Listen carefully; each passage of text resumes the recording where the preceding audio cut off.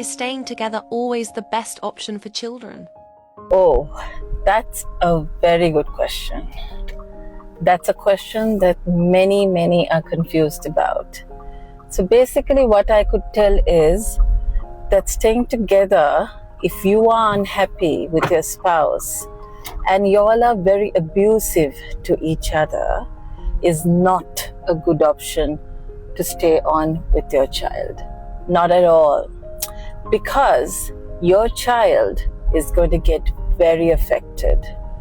And watching the mother and the father being abusive to each other, or simply not talking to each other, or they feel the negative vibrations, even if you're not arguing in front of them, fighting in front of them, still they could feel that negative vibes would be very devastating for them, and they grow up with those negativity. And mentally and emotionally, it's not a very good thing. Definitely not at all. Can two people grow apart and still be good parents? A beautiful question that I would love to answer. Of course, yes. Two people can grow apart, not even have love towards each other, not want to be a husband and wife. Definitely can still be good parents to your child. It all depends on how you see things, how you manage your life along with your abusive, negative feeling towards your spouse, but how you both tackle that part and be the most loving parents to your child. Definitely you can. That's no doubt about it. What matters more in a relationship, love or respect? What matters more in a relationship, love or respect, is a lovely question. And that is something that I think most would like to know, is that both love and respect should be there in a relationship.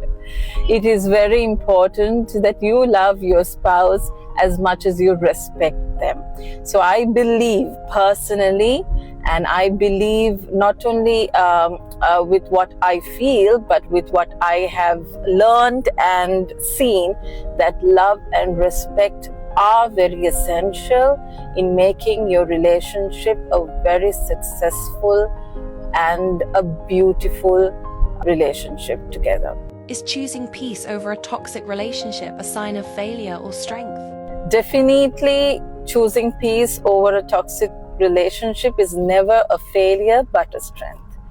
People regard it as a failure, thinking that you're going through a toxic relationship and walking away is a sign of failure for some reason, and that is really wrong.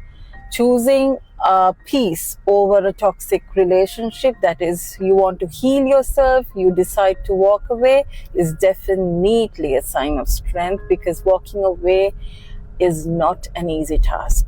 And especially if you're bound to that person, especially financially, then it is not an easy task to take that decision. So it is definitely a sign of great strength. How do you explain separation to a child without blaming anyone?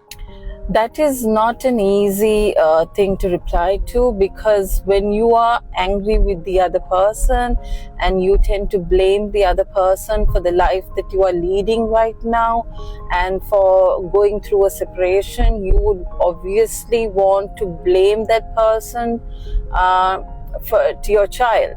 So it's not an easy thing for me to even say, but it is also important that you do not blame.